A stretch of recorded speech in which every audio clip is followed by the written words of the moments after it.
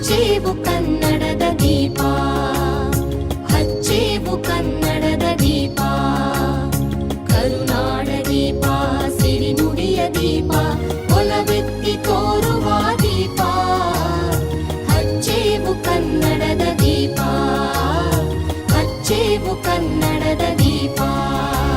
ಹೀಗೆ ಕನ್ನಡಿಗರ ಮನದಲ್ಲಿ ಸುಮಾರು 1 ಶತಮಾನಗಳ ಕಾಲ ಕನ್ನಡದ ದೀಪ ಹಚ್ಚಿದವರು ನಮ್ಮ ಡಿ.ಎಸ್. ಕರ್ಕಿಯವರು. ಇದು ರಾಜ್ಯೋತ್ಸವದ 100 ದಿನ 100 ಜನ ಕನ್ನಡಿಗರು ಸಿರೀಸ್ ನ ದಿನ 71. ಡಿ.ಎಸ್. ಕರ್ಕಿಯವರು ಭಾರತ ಸ್ವಾತಂತ್ರ್ಯಕ್ಕೂ ಮುನ್ನ ಕನ್ನಡಿಗರ ಒಗ್ಗೂಡಿಕೆಗೆ ಬಲವಾಗಿ ಪ್ರತಿಪಾದಿಸಿದ ವ್ಯಕ್ತಿಯಾಗಿದ್ದಾರೆ. ಅವರ ಮೊದಲ ಕವನ ಸಂಕಲನ ನಕ್ಷತ್ರಯಾನದಲ್ಲಿ ಬರೆದ ಹಚ್ಚೇವು ಕನ್ನಡದ ದೀಪ ಹಾಡು ಏಕೀಕರಣ ಆಗುವ 8 ವರ್ಷಗಳ ಮೊದಲೇ ಬರೆದಿದ್ರು. ಹಳೆಗನ್ನಡದ ಛಂದಸ್ಸು ಬಗ್ಗೆ ಕನ್ನಡದಲ್ಲಿ ಛಂದೋ ವಿಕಾಸ ಎಂಬ ಮಹಾ ಪ್ರಬಂಧ ರಚಿಸಿ PhD ಪದವಿಯನ್ನ ಪಡೆದವರು ನಮ್ಮ ಡಿ.ಎಸ್. ಕರ್ಕಿಯವರು. ಬೆಳಗಾವಿಯಲ್ಲಿ ಮರಾಠಿ ಭಾಷೆ ದಾಳಿಯಿಂದ ಕನ್ನಡವನ್ನ ರಕ್ಷಿಸಿದ ಕೀರ್ತಿ ಡಿ.ಎಸ್. ಕರ್ಕಿಯವರ ಜೊತೆ SD ಇಂಚಲ ಹಾಗೂ ಬಾಗಂ ತುರಮುರಿ ಅವರಿಗೆ ಸಲ್ಲುತ್ತೆ. ಇಂಥ ಕನ್ನಡಿಗರು ನಮ್ಮ ನಾಡಲ್ಲಿ ಹುಟ್ಟಿದ್ದು ನಮ್ಮ ಹೆಮ್ಮೆ.